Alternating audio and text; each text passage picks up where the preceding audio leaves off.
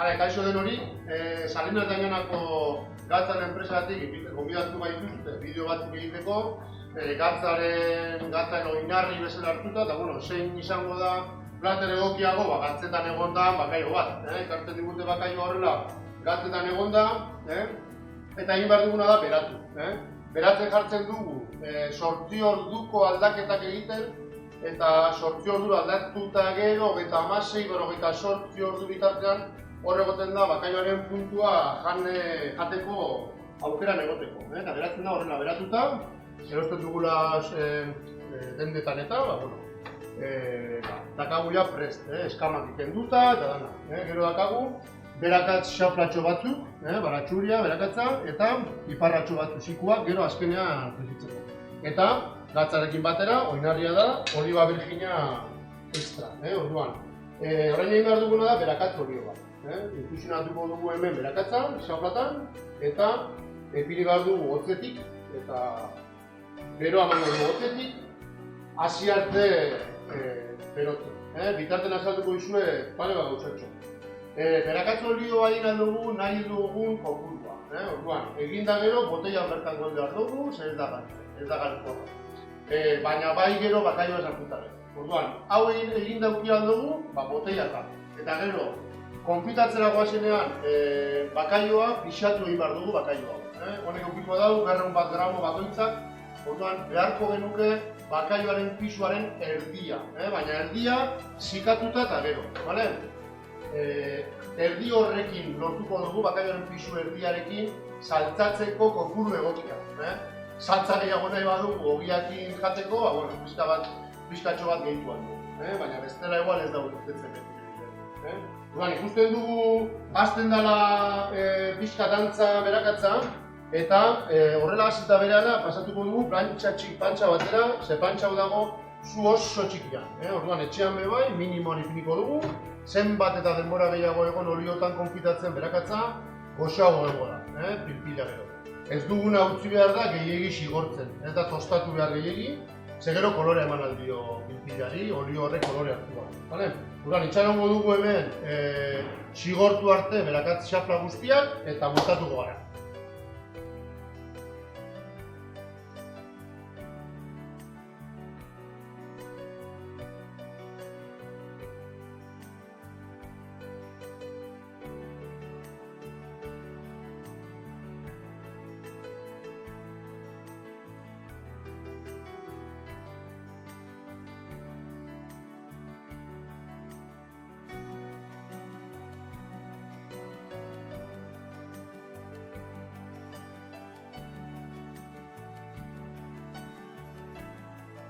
Gadakagu ja berakatzak xigortuta, eta aterako dugu, prestatu dugu bandejatxo bat, hemen, paperakin, xigortuta dauden berakatzako olioa xurgatzeko. Bestela gero, platereztatzera goazenean bakaioa, geratuko da olio hori itxusi. Orduan, berakatzakoan behar dira xiku-xiku, dakindilako bizeko. Badakagu ja bakaioa konfitauta, uste bigun, eta badakagu hor bere burbuilatxoak hor behian, bere gelatinanak, ateratzen dugu bandejatxo batera, baina paperi gabe. Ez zaigu komeni zurgatzea ze bakaioa joango da hor ateratzen bere gelatinatxoa. Ikutuzu hor burbujatxo batzuk, horrekin egingo dugu orain pilpila. Utzi prestatzen, misen plaza egiteko orain multzinoa eta hasiko gara.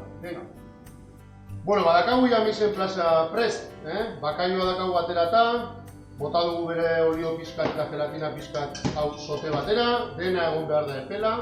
Emultzioen araua eta hariko lehenengo araua da dena egon behar dela antzerako temperaturan, emultzioa ondo irtetzeko. Dakagu bere olioa, bakaioa, iragazgailu txiki bat, ez dugu egingo era tradizionalean, jatetxetan horrela egiten dugu, eta behin hasten garenean emultzio basea egiten jarraituko dugu bariatxo batekin. Dakagu rondoi txiki baten ipini dugu olio pixkat, bakaioaren konfitatzeko olio pixkat, eta bere gelatina propioa. Bandejan botatzen duen, gordetzen dugu. Gero, beste misen plaz guztian, bestatuta utziko dugu, berakatza xaflatan xigortuta, piperra, añanako batza, perrexila, espatula bat, dana hemen ondoan, hemendik ez mugitzeko. Orduan, zein da gauza, egin behar dugu lehenengo, lehenengo da jakitea, hon behar dela emultsino baten denak temperatura berdinean edo antzerakoan, emultsinoak ondo itezetu. Hotza denean hotza, eta beroa denean beroa. Orduan, dena dakagu epelduta. Eta hasiko gara, bateragarriak, batera ezinak diren bi elementu, olioa eta ura, kasu honetan bakaioaren gelatina, mugimendu mekaniko baten bitartez, gu erabiliko dugula koladore hau, iragaztaile hau, emultsino hori hasteko. Gauza da egin behar dugula base bat, emultsino txiki bat, eta gero horri joango gara bakaioaren gelatina botatzen, eta olioa loditzeko, eta ikusten badu olio gehiegi doala, eta mostera doala, botako dugu bakaioaren gelatina. Bukatzen bada, bakagu umet pixkat epela, edo ure pela, ez mosteko. Orduan, hasiko gara, mugimendu arin batekin, olioa eta gelatina dagoen tokian, eta konturatzen bazarete, lau bost mugimendutan ja ikusten da pilpila hasten dela egiten. Kentzen badot, hau da pilpila. Orduan, hor jarraituko dut, beste elementuak batzeko, joango naiz berdintzen, gutxika joango naiz gehitzen olioa, edo behar duan enean, botako dugu bakaioaren gelatina. Ikusiko dugu nola doan pilpila egiten. Orain, joan behar gara, segiratzen pilpilari behar duena jakiteko. Olio gehiagi botatzen badugu, hau gertatzen da. Ikusiko dugu, moztu egingo dela, ezin dugu jarraitu botatzen. Maionesa bat moztea bezala. Zer egin behar dugu? Urtxo gehiago bota. Ur gehiago. Bakaioaren gelatina, bukatzen bada gelatina, umeta edo gula. Eta orain ikusiko duzuen, ura lortzen duenean, gelatina lortzen duenean, berriro bere doala. Berdintzen da pilpil osoa. Ikusten duzuen, beharko du pixka gehiago. Gungo dugu base bat pilpilana pixka likidotxo, gero olioakin loditze joango ganenez, ura bentat ez faltatzen. Horrela dakagunean, joango gara gehitzen olioa, gutxika, mugitzen pilpil osoa, alde batetik bestera, berdintzea nahi dugulako. Gara botatzen, ikusten dugunean ja, kantitaten xamarra dakagula, pixkat nahiko desente, egingo duguna da, iragaztailea kendu eta bariatxo bat hartuko dugu. Hau, dugu ja, hartzen dugu baria bat, zer kopurua handiago da, eta honekin harinago ingo dugu, eta joango gara, botatzen dugu. Guk behar dugu beste.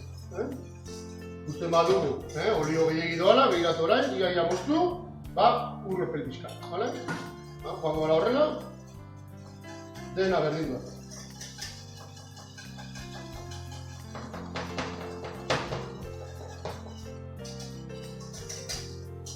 Lagunduko dugu pizkat koladoreakin.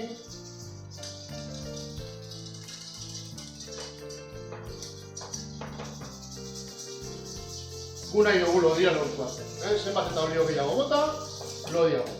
Orduan, nire ezain gustatzen oso lodi, ohituraz ezain gustatzen oso lodia, gero platera egiten da astuntxo.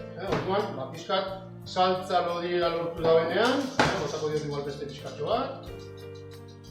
Lodiera hau lortzen duenean, prestatzen dugu poltsitxo bat, eta iragaziko dugu bertora pilpila.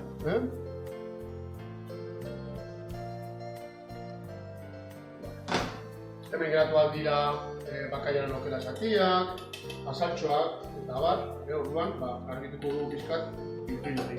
Horrengo pauso izango da, bakaioa pizkatxo bat batatzen zain ez egitea. Sartzen dugu hor, pilpilaren barruan, eramango genuke zutara, eramango diogu irakinaldi txiki bat, igual ez du beharrik be, dakarren pilpila dakarren beroakin.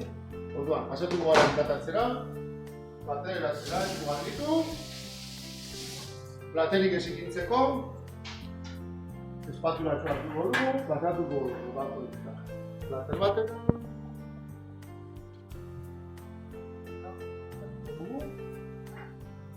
pilpilakin, badakagu saltza kopurua, justu bihontzako, eta sobrako, baina eta faltako, estaltzeko, beste berdin. Saltzen dugu hor, alein duta ez ikintzen platera.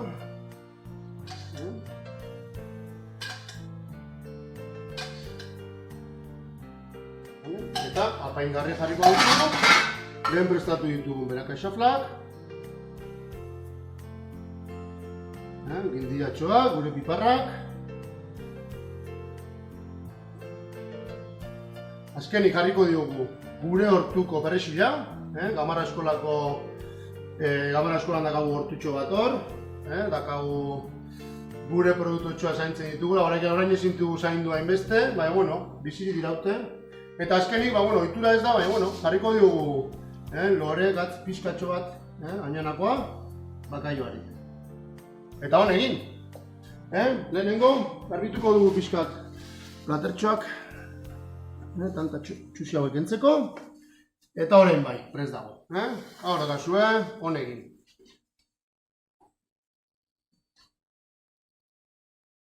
Bueno, usten dizut orain Roberrekin egingo digu txokolatezko kroketak pikanteakin. Toma ya, venga, eurra!